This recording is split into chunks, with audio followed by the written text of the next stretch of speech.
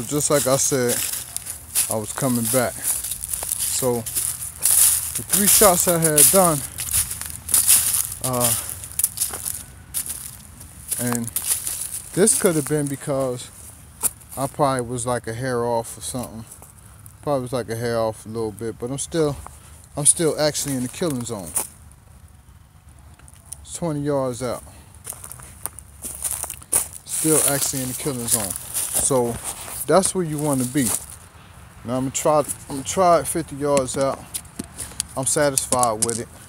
I got one in the bullseye, so I'm satisfied with it, you know, with that adjustment, because the one that went high, the one that went up high could have been because I probably moved or breathed, you know, a little bit different or whatever. You know, I ain't really try to study on the shot. I just, you know, took aim and took off with it. So, let me see. Here go the diagram for that. You know, and that's how I look in the inside of the sight. So, let's see. Y'all see that right?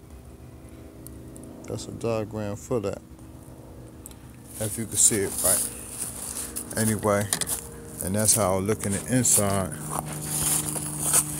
In the inside of the actual. Can I see it? Can I show you?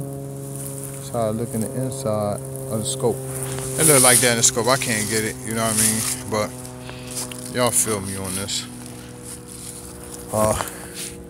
To really like sight things in, or like anything that's made by Barnett, and they got this Barnett scope, that 4x32 scope made by Barnett.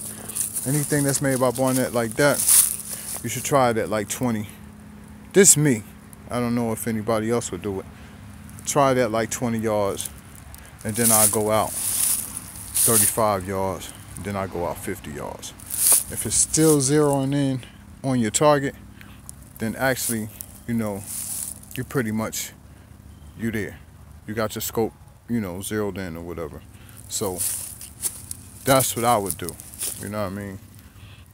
You know, if you hunting, you know, every little inch count. You know what I mean? When you hunting deer, you supposed to hit a specific spot. Try to at least. You know what I mean? Above the lungs, or try to get it to where you see bubbles in the blood, then you know you got a good shot. You know what I mean?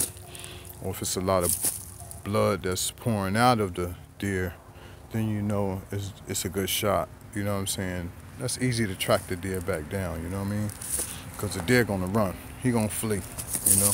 So therefore, by having your target and you sighting in your sight for your crossbow, I would suggest that you start at like 20 feet and then go ahead and branch out, you know? So that's where I'm at with it. And just like I said, it's the Barnett Terrain XT, you know? So just like I said, if you're looking at this, you'll see that this is what you're getting into. And it's a great crossbow. So I would suggest anybody go out and buy it. You know what I mean? You know, you're gonna pay about $3 and some change or whatever for it, but it's a good bow.